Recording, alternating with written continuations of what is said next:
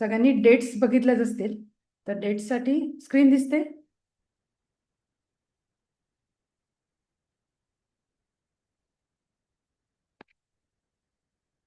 तर डेट्ससाठी सध्या म्हणजे डेट्स ज्या आलेल्या आहेत, तर काल मेरिट लिस्ट लागली, म्हणजे अलॉटमेंट लिस्ट लागली फर्स्ट राऊंडची. देन 3 तारखेपासून 5 तारखेपर्यंत आपल्याला सीट ॲक्सेप्टन्स किंवा ज्यांना ऑटो फ्रीज करायचे, ती सगळी प्रोसेस आपल्याला 3 तारखेपासून 5 तारखेपर्यंत करायचे, किंवा ज्यांना कॉलेज ॲक्सेप्ट न करता सेकंड राऊंडला जायचं त्यांच्यासाठी काहीच नाही करायचं. तर प्रोसेस कशी असेल मी एक्सप्लेन करते. तर डेट लक्षात ठेवा, 3 तारखेपासून 5 तारखेपर्यंत. सेकंड राऊंड कॅप राऊंड आपला 6 तारखेपासून स्टार्ट होईल. 6 तारखेला प्रोविजनल वॅकंट लिस्ट येईल आणि त्यानंतर आपली चॉईस फिलिंग वगैरे स्टार्ट होईल सेकंडची.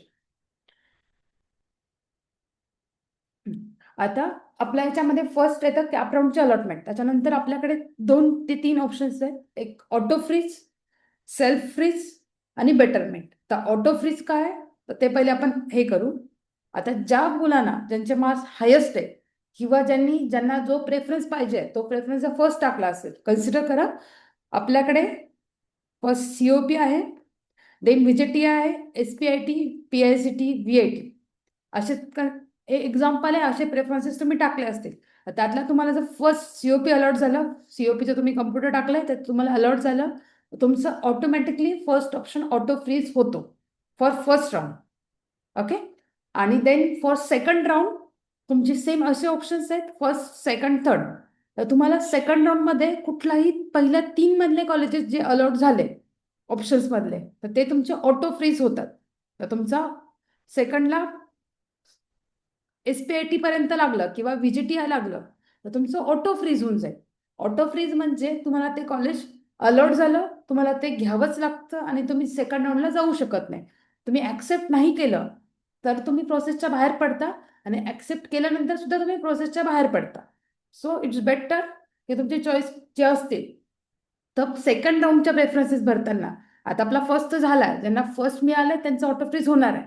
मग सेकंड राऊंड भरताना पहिले 3 ऑप्शन्स असे हवेत जे तुम्ही लागले तर तुम्ही घेणारच आहात, किंवा हायस्ट स्कोरिंग मार्क्सचे, म्हणजे जे कॉलेजेस तुमच्या स्कोअरचं कन्सिडर करा 90 असं आहे, तर कॉलेजेस आपण मोस्टली पुट केले 95च्या जवळपास, जे कॉलेजेस तुम्हाला मिळतच नाही.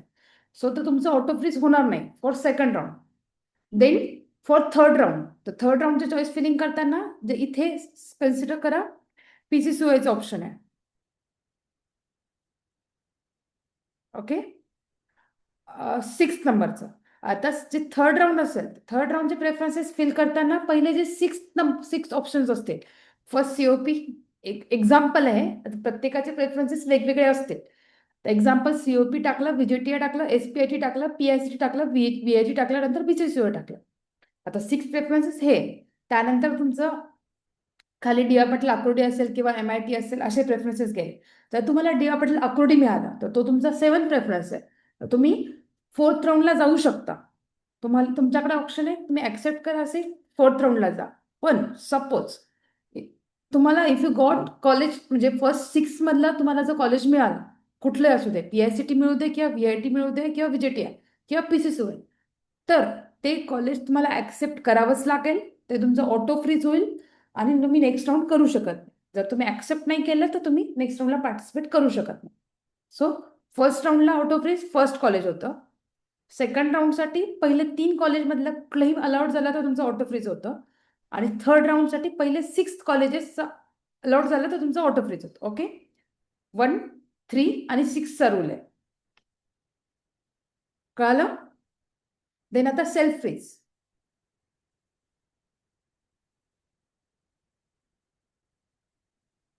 आता सेल्फ फ्रीजचं कसं आहे की तुम्हाला सपोज कन्सिडर करा की हे तुम्हाला कुठल्याही नंबरचं कॉलेज मिळालंय, 5th मिळालंय, 4th मिळालंय किंवा सेकंड मिळालंय फर्स्टला, किंवा 58 नंबरचं कॉलेज मिळालंय किंवा तुम्हाला 60 नंबरचं कॉलेज मिळालं. तर what ever college you got, जर तुम्हाला ते कॉलेज पाहिजे आणि आता तुम्ही कन्सिडर, आता तुम्ही हे केलंय की मला त्याच्याशिवाय दुसरे कॉलेजेस नकोच आहेत, मला हे कॉलेज फ्रीज करायचंय, तर तुम्ही स्वतः फ्रीज करताय. तुम्हाला सिस्टीमने ऑटो फ्रीज नाही केलंय, स्वतः तुम्ही सेल्फ फ्रीज करताय.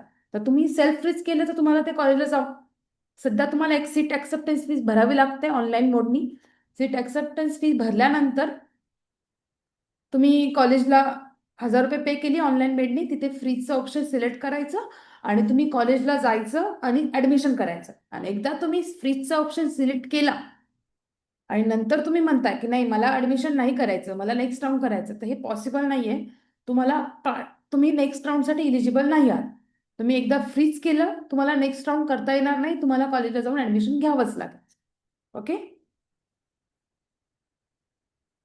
आता हे झालं सेल्फ फ्रीज. नंतर मोस्ट ऑफ द स्टुडंटसाठी ऍक्च्युली आपण बेटरमेंट करणार आहात. म्हणजे फ्रीज करायचं नाही, कॉलेज ऍक्सेप्ट करायचं. म्हणजे for safe side you will have that college. तर तुम्हाला कन्सिडर करा, तुम्हाला जर मिळाला एखादा प्रेफरन्स 10th नंबरचा, तुम्हाला तर कॉलेज ठीक आहे, तुम्हाला MIT आळंदी मिळालंय, तुम्हाला ते कॉलेज आवडलंय, पण तरीही तुम्हाला वाटतं की मला VIT पाहिजे होतं किंवा मला SPIT पाहिजे होतं, तर मला नेक्स्ट राऊंड करायचं आहे. पण जे कॉलेज मिळालंय ते मी ऍक्सेप्ट करेन. सपोज मला नेक्स्ट राऊंडला काही बेटर मिळालं नाही, तर हे कॉलेज माझ्या हातात पाहिजे. सो आपण ते कॉलेज ऍक्सेप्ट करणार. तर ऍक्सेप्ट करण्यासाठी जे काही कॉलेज तुम्हाला मिळालंय, तर तुम्ही त्यासाठी बेटरमेंटचं ऑप्शन चूज करायचं किंवा नॉट फ्रीज लिहिलेलं असेल तिथे. ₹1000 जी पे फीस आहे ऍक्सेप्टन्सची, ती पे करायची ऑनलाईन मोडनी आणि नेक्स्ट राऊंडसाठी तुम्ही पार्टिसिपेट करू शकता. तर नेक्स्ट राऊंडसाठी जो मी रूल सांगितला, पहिले 3 मधलं मिळालं तर ते ऑटो फ्रीज होईल. अदरवाईज तुम्ही नेक्स्ट राऊंडलाही बेटरमेंटला जाऊ शकता, जसं आपण आता जाणार आहोत. आणि सेम थर्डसाठी, थर्डला जर पहिल्या 6 मधले ऑप्शन्स मिळाले तर तुम्हाला ते ऑटो फ्रीज होईल. अदरवाईज तुम्ही बेटरमेंटला थर्ड नंतरही जाऊ शकता.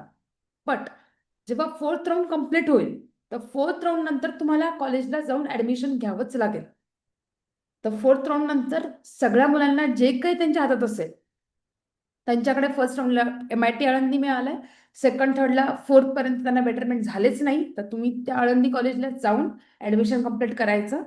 कन्सिडर करा, तुम्हाला फर्स्टला MIT आळंदी मिळालं, सेकंड राऊंडला तुम्हाला PCCOला अपग्रेड झालं, तुम्ही सेकंड राऊंडला परत बेटरमेंटचं ऑप्शन चूज केलं, थर्ड राऊंड केलं, थर्ड राऊंडला तुम्हाला VIT मिळालं, तुम्ही परत बेटरमेंटचं ऑप्शन केलं, फोर्थ राऊंड केलं, फोर्थ राऊंडला अपग्रेड नाही झालं, तुम्हाला VITला जाऊन ऍडमिशन घ्यायचंय. पण आता ह्या प्रोसेसमध्ये तुम्हाला MIT आळंदी मिळालं फर्स्ट राऊंडला. आधी सेकंड राऊंडला तुम्ही जे प्रेफरन्सेस टाकाल, तर प्रेफरन्सेसमध्ये जे MIT आळंदीपेक्षा तुम्हाला बेटर कॉलेजेस वाटतात तेवढेच कॉलेजेस टाकायचे. असं करायचं नाही की त्याच्यामध्ये टाकून दिलं तुम्ही MIT आळंदीच्या खाली तुम्हाला वाटते मला संजीवनी, जे काही कॉलेजेस आहेत सगळे टाकून दिले MIT आळंदी सोडून. आता ते लिस्टमध्ये जेवढे कॉलेजेस तुम्ही टाकाल सेकंडला, ते सगळे कॉलेजेस तुमचे प्रेफरन्सेससाठी कन्सिडर होतात. आणि त्यामध्ये तुमचा कुठलाही प्रेफरन्स अलाउड झाला, त्यामध्ये जर तुम्हाला एखादं जळगावचं गव्हर्नमेंट मिळून गेलं कारण तुम्ही प्रेफरन्समध्ये टाकलेलं होतं, तर तुम्हाला वाटतं की नाही मला तर MIT आळंदी पाहिजे होतं, पण मिळणार नाही, तुम्ही बॅक ट्रॅक जाऊ शकत नाही. सो सेकंड राऊंडला थोडे केअरफुल प्रेफरन्सेस भरा. म्हणजे जे प्रेफरन्सेस आपले ऑलरेडी टाकलेले आहेत, तुम्हाला 8 मिळालं तर वरचे 7च आपले राहतील. त्यामध्ये काही खालीवर करायचं असेल तर तुम्ही करू शकता, किंवा जे आहेत ते मोस्टली तसेच राहू द्या. 1-2च खालीवर करा की एखादं कॉलेजच इन्सर्ट करा. अदरवाईज जास्त प्रेफरन्सेस चेंज करू नका. तुम्ही जे बेटर आहेत, तुम्ही फर्स्ट राऊंडलाच आपण लिस्ट अशा बनवल्यात की जे बेटर आहेत ते वरतीच आहेत, म्हणजे बेटर नव्हते वाटले ते खाली आहेत. ओके. तर आपण सेकंड राऊंडला जे काही बेटर कॉलेज मिळेल तिथे तुम्ही ऍडमिशन घ्यायचं, सीट ऍक्सेप्ट करायची, थर्ड जायचं, थर्डला जे काही बेटर मिळेल तिथे ऍक्सेप्ट करायचं, फोर्थ राऊंड करायचं. ओके.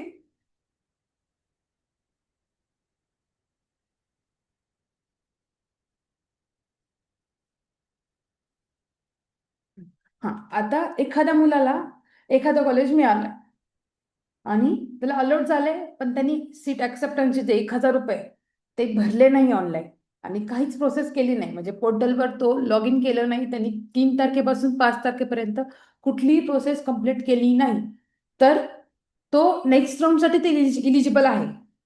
बट त्याच्याकडे ते कॉलेज हातात राहणार नाही. म्हणजे जेव्हा तो नेक्स्ट राऊंडला जाईल, तर त्यासाठी त्याला परत सगळे प्रेफरन्सेस टाकावे लागतील. त्याच्याकडे सध्या ऍडमिशन घेण्यासाठी कुठलंच कॉलेज नाही आहे. नेक्स्ट राऊंडला जशा वॅकन्सी येतील, सीट वॅकन्सी सेकंडला थोड्याशा कमी राहतात, त्यानुसार त्याला कॉलेज अलॉट होईल आणि त्यानंतर तो डिसाईड करेल की त्याला ऍक्सेप्ट करायचं की नाही करायचं. तरी त्यांनी सेकंडला सुद्धा ऍक्सेप्ट केलं नाही, तरी तो थर्ड करू शकतोस. थर्डला परत त्याच्याकडे ऑप्शन टाकायचं ऑप्शन येईल, त्याने ऑप्शन्स टाकले, त्याला थर्डला काही त्याला जे पाहिजे ते बेटर मिळालं, थर्डला ऍक्सेप्ट करायला तर फोर्थ राऊंड करू शकतो, फोर्थ नंतर ऍडमिशनला जाऊ शकतो. किंवा थर्डलाच त्याला मिळालं, त्याला ते पाहिजेच आहे, तो फ्रीज करू शकतो आणि थर्डला ऍडमिशन करू शकतो. पण इट्स बेटर की तुम्ही बेटरमेंटला जा. जे कॉलेज मिळाले ते ऍक्सेप्ट करा. 1,000 रुपये जातील सीट ऍक्सेप्टन्स फीसचे, पण सेफली तुमच्या हातात काहीतरी राहील. सपोज तुम्ही ऍक्सेप्ट नाही केलं, सेकंड कॅप राऊंडसाठी सीट्स खूप कमी वॅकंट राहिल्या आणि तुम्हाला कॉलेज जे तुम्हाला फर्स्टला मिळत होतं तेही सेकंडला मिळालं नाही, असं मागच्या वर्षी झालं होतं. बऱ्याच मुलं सीट सोडत नाहीत. सो तुम्ही ही सीट सोडू नका. जे मिळालंय ते ऍक्सेप्ट करा आणि सेकंडला जा. सेकंडला तुम्हाला जर बेटर मिळत असेल तुमच्या मार्क्सला तर तुम्हाला मिळेल. नाही मिळालं तर तुमच्याकडे जे आहे ते राहील. सो इट्स बेटर की आपण बेटरमेंटला जाऊ. आता असे काही स्टुडंट असतील की त्यांनी खूप स्पेसिफिक कॉलेजेस टाकले असतील की ज्यांना ते मिळालं तर आम्ही करणार, अदरवाईज आम्ही रिपीट करणार, किंवा कोणी प्रायव्हेट युनिव्हर्सिटीमध्ये ऍडमिशन घेतलेत, कोणी मॅनेजमेंटमधून ऍडमिशन घेतलेत, प्रत्येकाने. तर ज्यांना कॉलेज अलॉट झालं नाही त्यांना कुठलीच प्रोसेस ऑनलाईन करायची गरज नाहीये. त्यांनी सेकंड राऊंडचं शेड्यूल जे 6 तारखेपासून स्टार्ट होणार आहे त्यासाठी वेट करायचं. सेकंडला जे चॉईसेस असतील त्यानुसार आपण फिल करू. जे ऑलरेडी टाकले तेच मोस्टली कंटिन्यू होतील, त्यामध्ये चेंजेस असतील तर तुम्ही सांगा. 6 तारखेला आपण ते चेंजेस करू आणि ते सबमिट करणार. ज्यांना अलॉटमेंट झालेली नाहीये त्यांना कुठलीच प्रोसेस करायची गरज नाही. ज्यांना अलॉटमेंट झाली आहे त्यांच्यासाठीच आपल्याला फ्रीजचं ऑप्शन किंवा बेटरमेंटच्या ऑप्शनसाठी जायचं आहे. आता ज्यांना प्रोसेस स्वतः करायची आहे, की ज्यांना वाटतं की मी स्वतः प्रोसेस करेन, आता जे कॅन्डिडेट रजिस्टर्ड आहेत त्यांची प्रोसेस आम्ही करणार आहोत. पण ज्यांना कुणाला स्वतः प्रोसेस करायची असेल तर त्यांनी लॉग इन करायचं सीईटी सेलच्या वेबसाईटवर. तिथे कॅपराऊंडमध्ये इंजिनिअरिंगचं सिलेक्ट करायचं. तर तिथे तुम्हाला साईडला ऑप्शन्स दिसतील की हे असे ऑप्शन्स दिसतील तुम्हाला खाली लगेच होम स्क्रीनलाच तुम्हाला हे 4 ऑप्शन दिसतील. 4 मध्ये इथे इनकम्प्लीट जे ऑप्शन आहे, इनकम्प्लीटच्या ऑप्शनवर जेव्हा तुम्ही क्लिक कराल इथे इथे तर त्याच्यानंतर तुम्हाला तुम्ही जो फॉर्ममध्ये डिक्लेरेशन केलं होतं 10वीचे मार्क्स 12वीचे मार्क्स, तुम्ही काही डॉक्युमेंट्स टाकले, तुम्ही तुमची कॅटेगरी आहे तर ते सगळे करेक्ट आहे का चेक करायचं. सगळे करेक्ट असेल तर मार्क ॲज करेक्ट करायचं आणि ते सगळं ॲक्सेप्ट करायचं, नेक्स्टला जायचं. नंतर तुम्हाला हे ऑप्शन दिसेल. आता तुम्ही फर्स्ट तर ऑप्शन टिक केलं, जे काही सेल्फ व्हेरिफिकेशन म्हणतात त्याला, तुमचे क्वालिफिकेशन कॅटेगरी मॅच. नेक्स्ट केल्यानंतर तुम्हाला चूज करायचं आहे तुम्ही फ्रीज करणार आहेत की बेटरमेंट करणार. आता त्याच्यामध्ये 2 ऑप्शन्स तुम्हाला दिसतील. 2 मध्ये जे ऑप्शन्स आहेत त्याच्यामध्ये एक बेटरमेंटचा ऑप्शन आहे आणि एक फ्रीजचा ऑप्शन आहे. हा ऑप्शन्स व्यवस्थित बघायचा. जर तुम्ही फ्रीजचा ऑप्शन चूज केला तर तुम्ही नेक्स्ट राऊंडसाठी पार्टिसिपेट करू शकत नाही आणि तुम्हाला 5 तारखेपर्यंत जाऊन कॉलेजला जाऊन ऍडमिशन प्रोसेस कम्प्लीट करायची आहे. ज्यांनी फ्रीजचा ऑप्शन सिलेक्ट केला, त्यांनी बेटरमेंट किंवा नॉट फ्रीजचा ऑप्शन चूज केला आहे, त्यांनी कॉलेज जे मिळालंय ते ऍक्सेप्ट करतात आणि नेक्स्ट राऊंडला जातात. आणि ज्यांना ते सीट ऍक्सेप्ट करायचं नाहीये त्यांनी मिळालेल्या कॉलेजसाठी ऑनलाईन कुठलीच प्रोसेस करण्याची गरज नाहीये. तुम्ही सेकंड राऊंडसाठी पार्टिसिपेट करू शकता.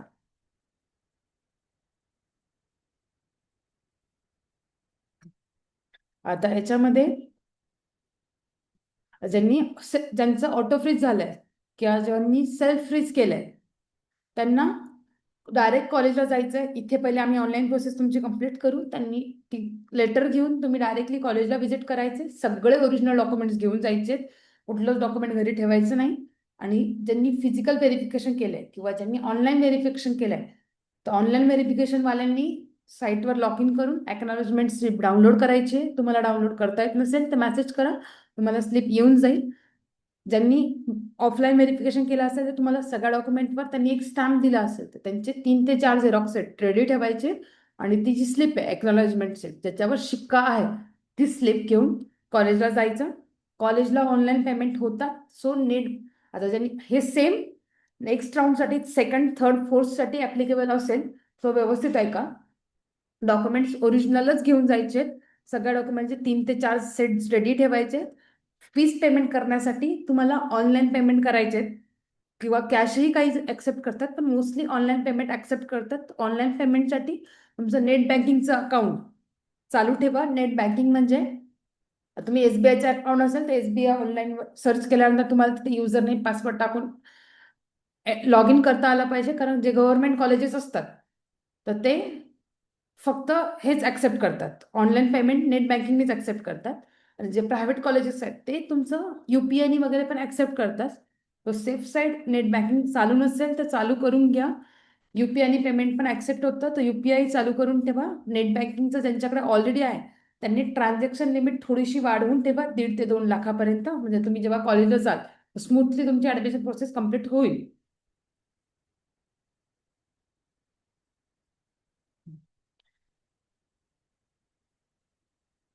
तर हे झालं.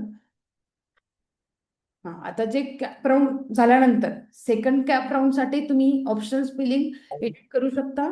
त्याच्यामध्ये कुणाला ऍड करायचं असेल तर ऍड करू शकता, काही चेंजेस करायचे असतील तर करू शकता, एखादे ऑप्शन डिलीट करायचे तर करू शकता.